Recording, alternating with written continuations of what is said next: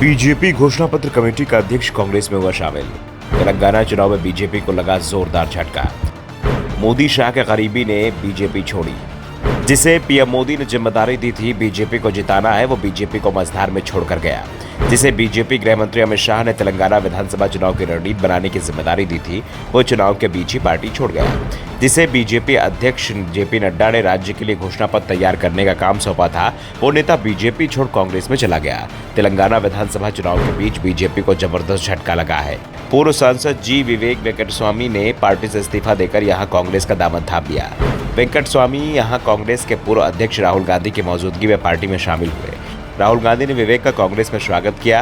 विवेक विधानसभा चुनाव के लिए बीजेपी की तेलंगाना इकाई की घोषणा पत्र समिति के अध्यक्ष भी थे।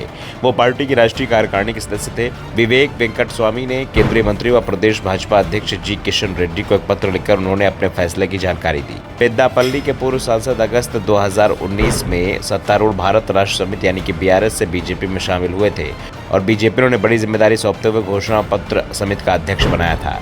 उन्होंने दुबक्का और हुजूराबाद में हुए उपचुनाव में भाजपा की जीत के लिए योजना बनाने और रणनीति बनाने में महत्वपूर्ण भूमिका निभाई।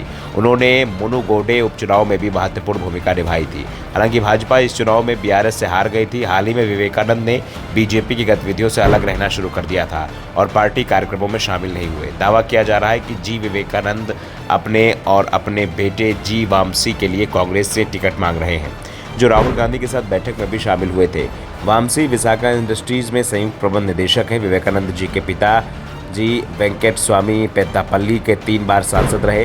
उन्होंने 1989, 1991 और 1996 में जीत हासिल की थी, जबकि विवेक ने 2009 में पेद्दापल्ली लोकसभा सीट से कांग्रेस उम्मीदवार के रूप में जीत हासिल की थी।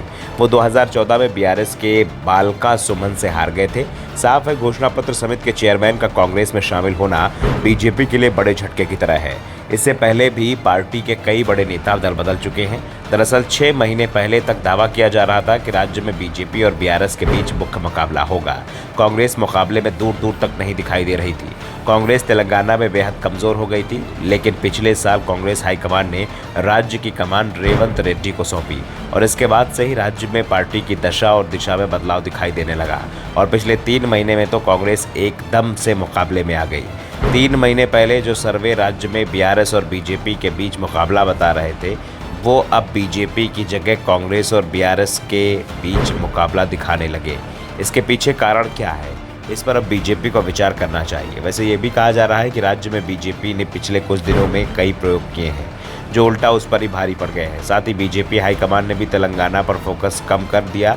तेलंगाना की जगह पार्टी ने राजस्थान और मध्य प्रदेश को अपने टारगेट पर रखा, जिस कारण से तेलंगाना में पार्टी की पकड़ ही कमज़ोर नहीं हुई, बल्कि उसके नेताओं पर भी हाईकमान की पकड़ कमज़ोर हो गई, जिसके बाद कई बड़े नेता पार्टी छोड़कर कांग्रेस का दामन थाम चुके हैं। दरअसल बीजेपी छोड़ने वाले अधिकांश नेता बीआरएस के विरोध में ही उससे शामिल हुए थे और जैसे ही बीजेपी राज्य में कमज़ोर पड़ी, ये नेता कांग्रेस में चले गए और अब इसका बड़ा नुकसान बीजेपी को होता हुआ दिखाई दे रहा है।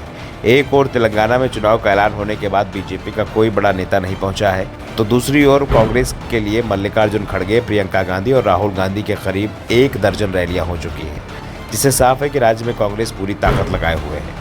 Bureau report, the Dhakad news.